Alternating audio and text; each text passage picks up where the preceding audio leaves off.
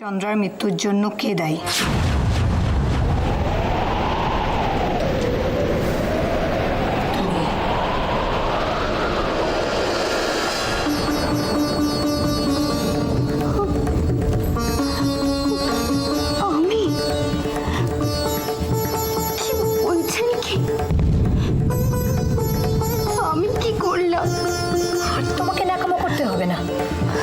খুনে মেয়ে কোথাকার?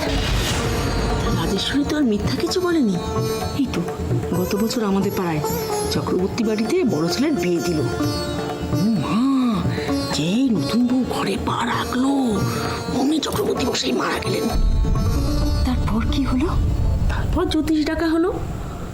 কনের অনেক কিছু কুষ্টি ঢুষ্টি দেখে বললেন কনের দোষ আছে। তারপর অনেক যাগ যজ্ঞ করে সে দোষ খণ্ডন করা হলো। আচ্ছা, রুদ্রর সঙ্গে নতুন বইয়ের ঠিকুজি কুষ্টি মেলানো হয়নি? শুনেছিলাম তো গুরুদেব কুষ্টি বিচার করেছেন। তা সেই সময় উনি এসব কিছু বুঝতে পারেননি? আরে জ্যোতিষশাস্ত্র খুব সূক্ষ্ম ব্যাপার, বুঝলে? একটু এদিক ওদিক হয়ে গেলে না সব নষ্ট হয়ে যায়। ঠিকই বলেছ। মনে হয় বয়স কমিয়ে বলার জন্যে জন্ম সময় ঠিকঠাক বলেনি। আরে এদিক বিশ্বাস করা যায় না। দেখো যা হয়তো গুরুদেব না করেছিলেন, এরা কথা শোনেনি। টাকার গরম যেতে কম নয়। ভেবেছিলাম রুদ্র সুন্দরী বউ বাড়িতে নিয়ে আসবো, এত বড় বাড়ি আলো করে থাকবে। কিন্তু দেখো আমাদের কপাল, একটা অপয়া মেয়ে আমাদের বাড়িতে এসে ঢুকলো। পিসিমণি, এভাবে কেন বলছেন পিসিমণি? আমি তো চন্দ্রাকে চিনতামই না।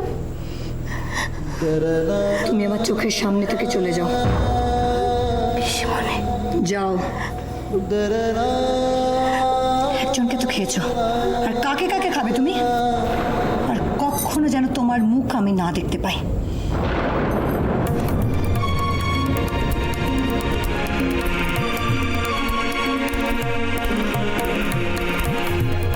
একটা মানুষের সর্বনাশ করেও তোমার স্বাদ মেটেনি? একটা জলজ্যান্ত মানুষ চলে যাবার পর তুমি মানে জিজ্ঞেস করছো? চন্দ্রার মৃত্যুর জন্য কে দায়ী? তুমি।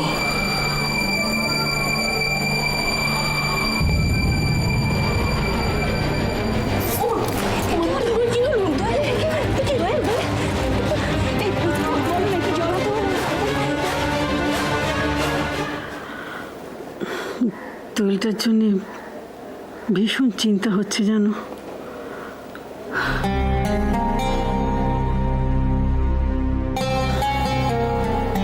মেয়েটা যে কি করছে ওদিকে, সত্যি।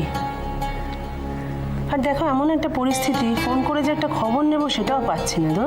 দোয়েল নতুন বউ হয়ে ও বাড়িতে ঢুকতে না ঢুকতেই এই বিপত্তি। আচ্ছা, ওরা আবার দোয়েলকে কোনো অপবাদ দিচ্ছে না তো? ব্যাস, এবার এ শুরু করলো তো মহাজালা। আরে বাবা, সেই মেয়ে নিজের ইচ্ছে নিজের গায়ে আগুন দিয়েছে, তার মধ্যে দোয়েল কি করবে? এক কথা বারবার বলে যাচ্ছে না তখন থেকে। বললেই হলো। না না না, আমার এখন মনে হচ্ছে এত তাড়াতাড়ি বেশি কিছু ভেবে না চিন্তেই বিয়েটা দিয়ে ফেললাম। আমি কোনো ভুল করে ফেললাম না তো?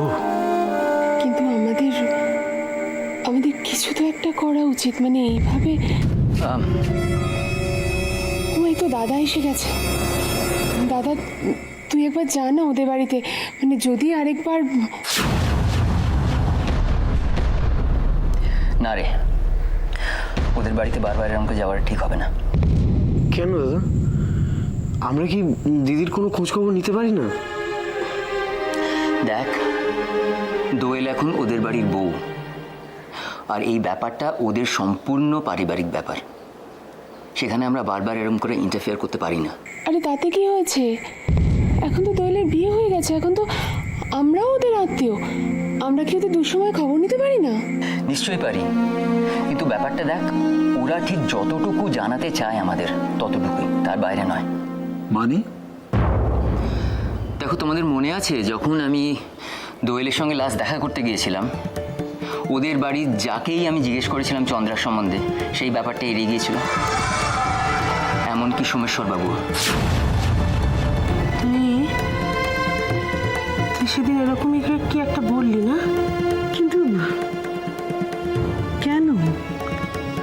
সেটাই তো বুঝতে পারা যাচ্ছে না। তাহলে কি এর পেছনে অন্য কোনো কারণ আছে?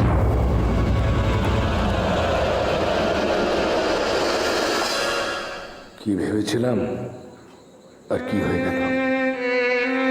আমিও এরকম একটা ভুল করলাম। বাবার মতো আমার মধ্যেও বংশমর্যাদাটাই বড় হয়ে দাঁড়ালো। না না না, তা কেন? আমি তো পরমেশকে কথা দিয়েছিলাম, কথা রাখাটা তো আমার কর্তব্য ছিল। রুদ্র আমার একমাত্র সন্তান। আচ্ছা, গুরুদেব কি গণনায় কোনো ভুল করে ফেললেন? না হলে দোয়েল এ বাড়িতে পা দিতেই এরকম একটা দুর্ঘটনা কেন ঘটল?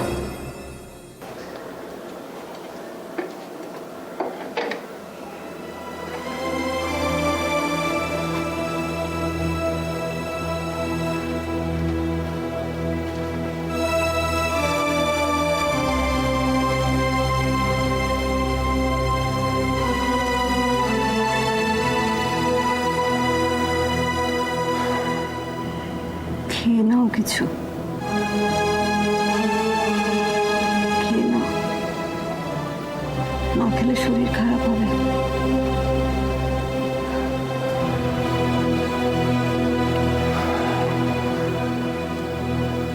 আমি ঠিকই আছি মীরা।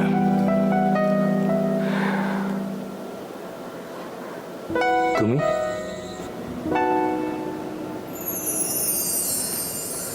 আমার আর থাকা আর না থাকা, বেঁচেই বা কি লাভ হলো? সে মীরা,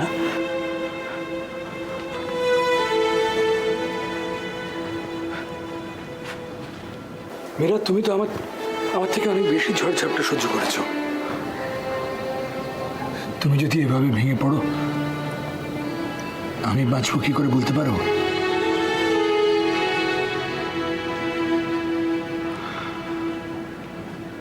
দেখো, চন্দ্রাকে তো আমি আমার নিজের মেয়ের মতোই এই বাড়িতে এনে রেখেছিলাম। কিন্তু ও যে এরকম একটা কাণ্ড করে বসবে, আমি আমার মেয়েটা ওর মাকে দেখে শিখলো না। কপাল, সবই আমার কপাল। না মীরা, কপালের দোষ দিয়ে তো কোনো লাভ নেই। আমাদের অনেক ভুলভ্রান্তি আছে, আমরা ওকে ঠিক মতো বুঝবার চেষ্টাই করিনি।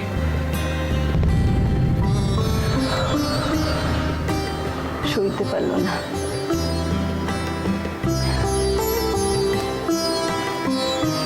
আমার মেয়েটা ওর মাকে দেখে শিখলো না, বুঝলো না যে মেয়ে হয়ে জন্মালে অনেক কিছু সহ্য করতে হয়।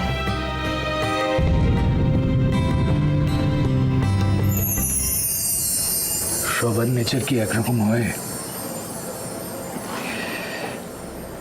আর তুমিই তো বলতে যে ওরা এই যুগের ছেলে মেয়ে, ওরা আমাদের মতো সবকিছু এভাবে মেনে নাও নিতে পারে, বলতে না? বলতো, কিন্তু তখন খুনাক করেও বুঝতে পারেনি। ও প্রতিবাদ করতে গিয়ে নিজেকে এভাবে শেষ করে দিত। বুঝতে কি আমিও পেরেছিলাম। যদি পারতাম তাহলে কি ওকে এ বাড়ি থেকে এভাবে সরিয়ে দেওয়ার কথা ভাবতাম। আমি ভেবেছিলাম বিয়ের কটা দিন ও যদি বাইরে থাকে তাহলে কোনো অশান্তি, কিন্তু এত বড় অশান্তি যে অপেক্ষা করে আছে তো ভাবিনি, ভাবতে পারিনি। কে নিও তুমি? শোনো,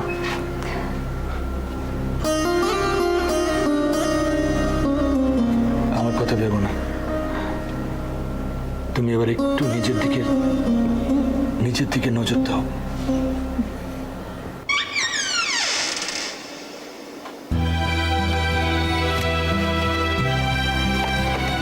কি ব্যাপার তুমি?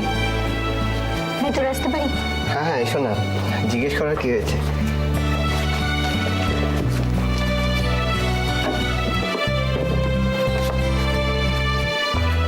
বলবে?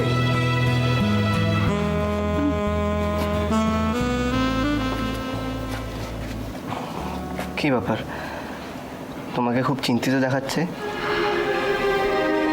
মেজদির খবর কিছু শুনেছ? না। কেমন আছে দোয়েল? নিশ্চয়ই খুব সুখে সংসার করছে।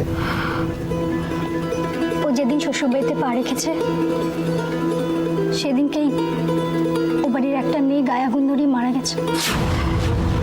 সেজন্য ওর শ্বশুরবাড়ির লোকেরা নতুন বউকে যা খুশি তাই বলছে। অপয়া, অলক্ষণে। সে কি? এখন যখন কি হচ্ছে কে জানে।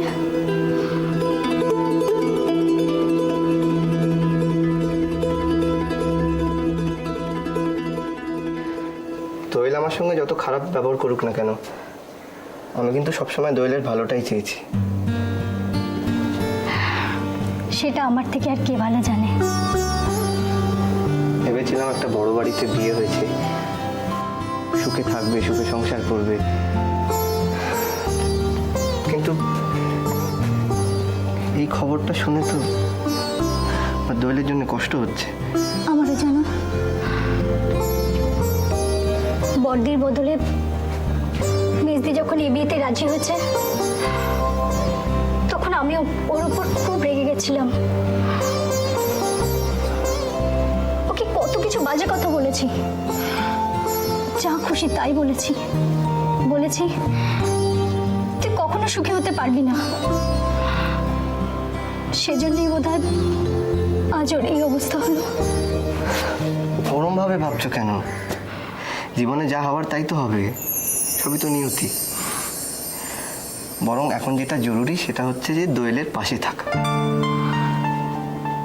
তুমি এসব বিশ্বাস করো?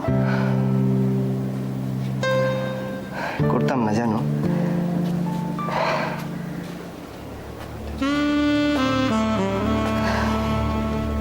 এই তো দেখো না, আমি তো মরতে চেয়েছিলাম,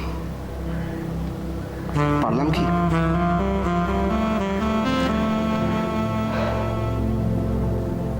বড় রাস্তাটা পেরিয়ে একটা মাজার আছে জানো। একদিন মন খারাপ ছিল, ওখানে গিয়ে বসছিলাম, ভালো লাগছিল না কিছু। একজন ফকিরের সঙ্গে আলাপ হল, উনি ওখানেই থাকেন। উনি এসে আমার সঙ্গে অনেক কথা বললেন, জীবন নিয়ে আমাকে অনেক কিছু বোঝালেন, কত সহজভাবে সবকিছু বললেন। তারপর মনটা খুব ভালো হয়ে গেল।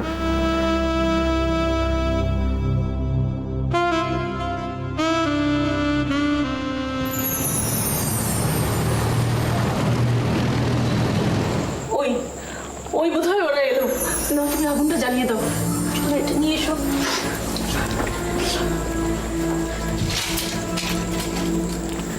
মীরা কোথায় গো? মীরার তো এই সময় এখানে থাকাটা দরকার।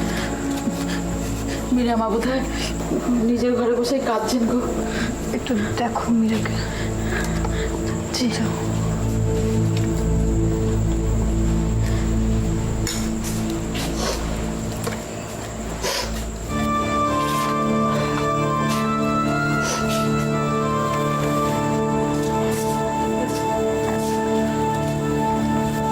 রুদ্র, কি হলো? এসব আমার কিছু লাগবে না, আমি এসব বিশ্বাস করি। সে কি রুদ্র, শ্মশানে গেলে এসব নিয়ম মানতে হয়, আর তাছাড়া অপঘাতে মৃত্যু। যতই হোক রুদ্র, তোর সদ্য বিয়ে হয়েছে, গায়ের থেকে এখনো হলুদের গন্ধ যায়নি, কিসের থেকে কি হয়ে যায়? আমি বললাম তো, আমি এসব কুসংস্কারে বিশ্বাস করি। কিন্তু তুমি মুখে আগুন দিয়েছো। তাতে কি হয়েছে?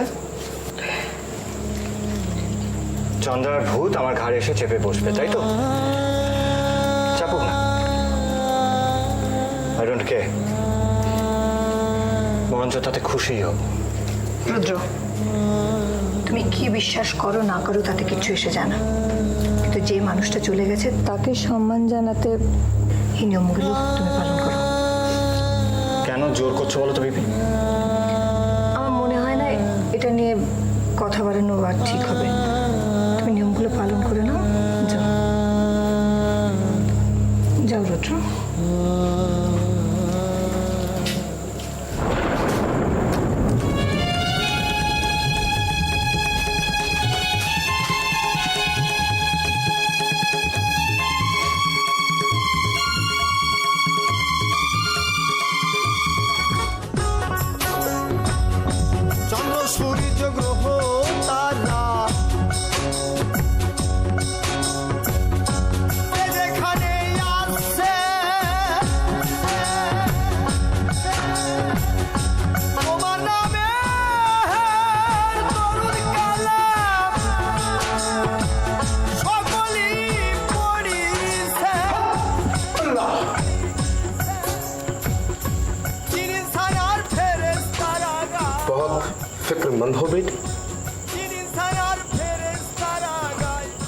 হ্যাঁ বাবা,